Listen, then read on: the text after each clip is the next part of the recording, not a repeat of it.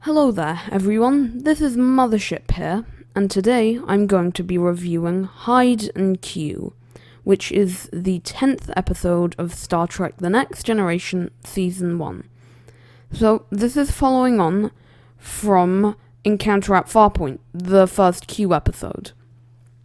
And it does deal with some of the same things, but altogether, I think it's a much better episode.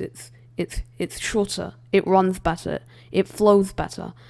It's got an overall better story in my opinion. And just Q feels more like the Q we end up knowing. So I'm going to break it down. So the story is that the Enterprise is cruising through space and all of a sudden Q puts his little force field up and he beams on the Enterprise and he beams most of the bridge crew onto the planet, apart from Picard. And Wesley and Beverly, and pretty much all the bridge crew are down on the planet. And he has been given a direct order by the Continuum to turn Riker into a Q, because from their last encounter, the Q have had their expectations raised for humanity. They've been pleasantly surprised, you could say, and they can see them going in a very interesting way. So they've decided that they're going to turn a human into a Q and see what happens. And I love this idea for the episode. It's a great way to follow on from Encounter at Farpoint.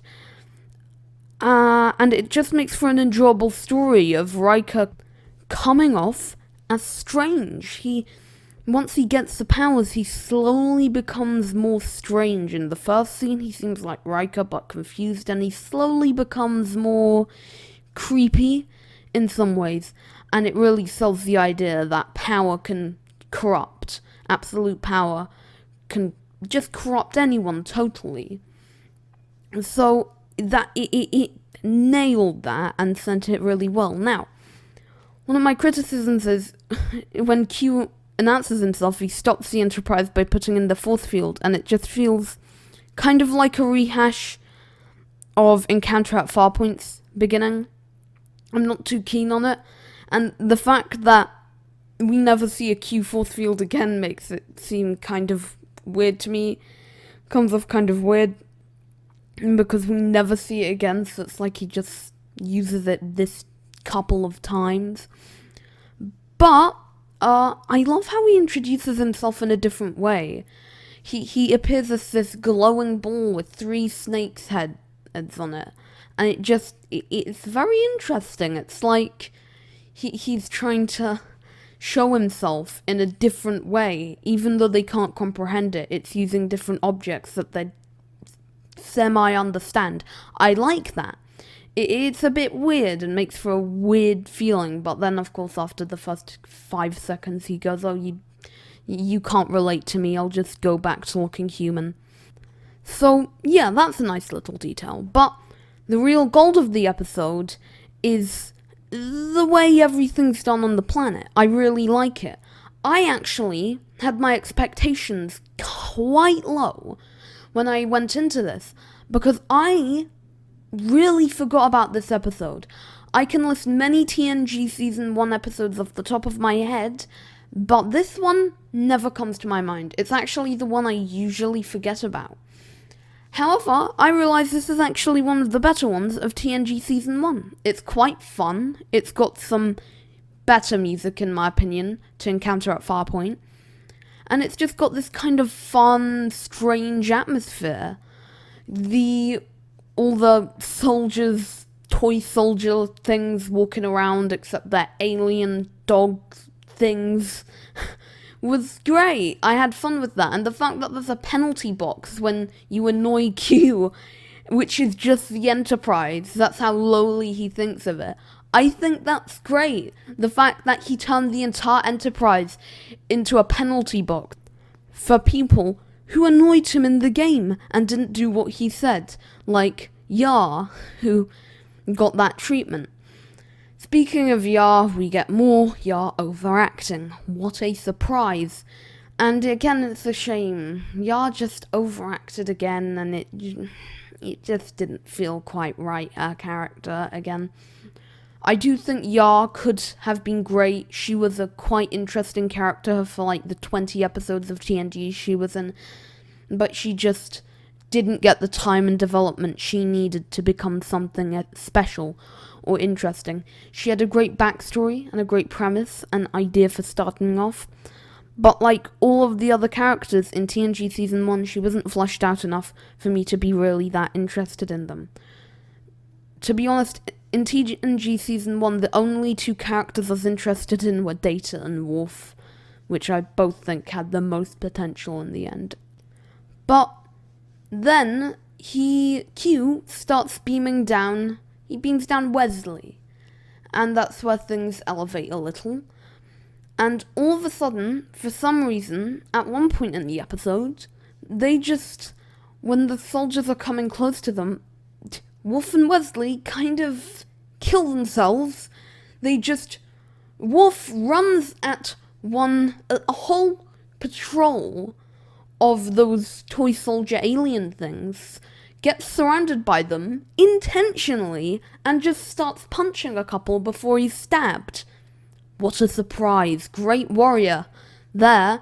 And then Wesley, for some reason, runs all the way in between them, in the middle of them, again, somehow trying to resuscitate Worf by standing over him.